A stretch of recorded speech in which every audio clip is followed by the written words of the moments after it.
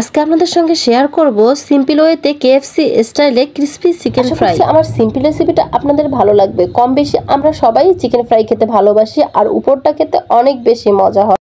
আপনারা চাইলে বাসায় এই ক্রিস্পি চিকেন ফ্রাইটা ট্রাই করতে পারেন, ইনশাল্লাহ ভালো লাগবে। চলুন তাহলে কথা না বাড়িয়ে রেসিপিতে চলে যাই। এখানে আমি 4 টেবিল চামচের মতো তরল দুধ নিয়েছি, তার মধ্যে দিয়ে দিলাম হাফ চামচের মতো লেবুর রস। এর মধ্যে এখন অ্যাড করে দিব আমি 5-6টার মতো চিকেনের পিস।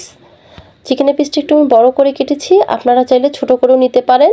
এ পর্যায়ে অ্যাড করে দিব 1 চামচ আদা বাটা, 1 চামচ রসুন বাটা, দিয়ে দিব 2 চামচের মতো সয়া সস, অ্যাড করে দিব পরিমাণ মতো লবণ, দিয়ে দিলাম 2 চামচের মতো টমেটো সস, দিয়ে দিলাম কাবাব মশলা উঁচু করে 1 চামচ, দিয়ে দিলাম হাফ চামচ জিরের গুঁড়ো, দিয়ে দেব 1 চামচ উঁচু করে মরিচের গুঁড়ো, দিয়ে দিব সামান্য একটু হলুদের গুঁড়ো।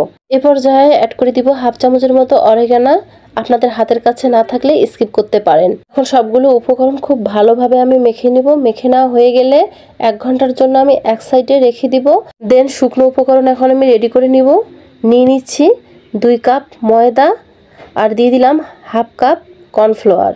এ পর্যায়ে অ্যাড করে দিয়েছি হাফ চামচ অরিগানো, দিয়ে দিয়েছি হাফ চামচের মতো মরিচের গুঁড়ো, দিয়ে দিয়েছি পরিমাণ মতো লবণ, সেটা আমার ভিডিওতে স্কিপ হয়ে গিয়েছে। দেন আমি এখন চিকেনের পিসগুলো একটা পিরিচের মধ্যে উঠিয়ে নিচ্ছি, আপনারা দেখতেই পাচ্ছেন। আর এক্সট্রা যে মশলাটা রয়ে গিয়েছে এর মধ্যে আমি 2টো ডিম দিয়ে দিচ্ছি। দেন ডিমটা দেওয়ার পর এটা আমি খুব ভালোভাবে ফেটিয়ে নিচ্ছি, আপনারা দেখতেই পাচ্ছেন। ডিমটা আমার ফেটানো হয়ে গেলে এ পর্যায়ে আমি চিকেনের একটা পিস নিয়েছি। যে ময়দাটা আমি মিক্সড করে রেখেছি তার মধ্যে আমি চিকেনটা দিয়ে খুব ভালোভাবে কোট করে নিব।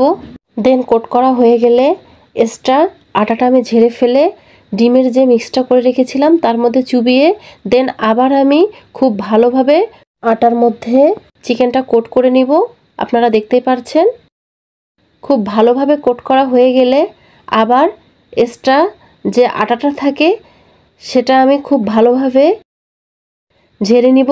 দেন খুব ভালোভাবে তেল গরম করে চিকেনটা আমি খুব ভালোভাবে ফ্রাই করে নিব। এটা কুক করতে হবে 7 মিনিটের মতো, আর অবশ্যই ডুবো তেলে কুক করতে হবে। 7 মিনিট কুক করলেই দেখতে পাচ্ছেন আমার চিকেন ফ্রাইটা অলমোস্ট হয়ে গিয়েছে। এখন আমি এটা তেল ঝরিয়ে উঠিয়ে নিব। ঠিক একই প্রসেসে আমি সবগুলো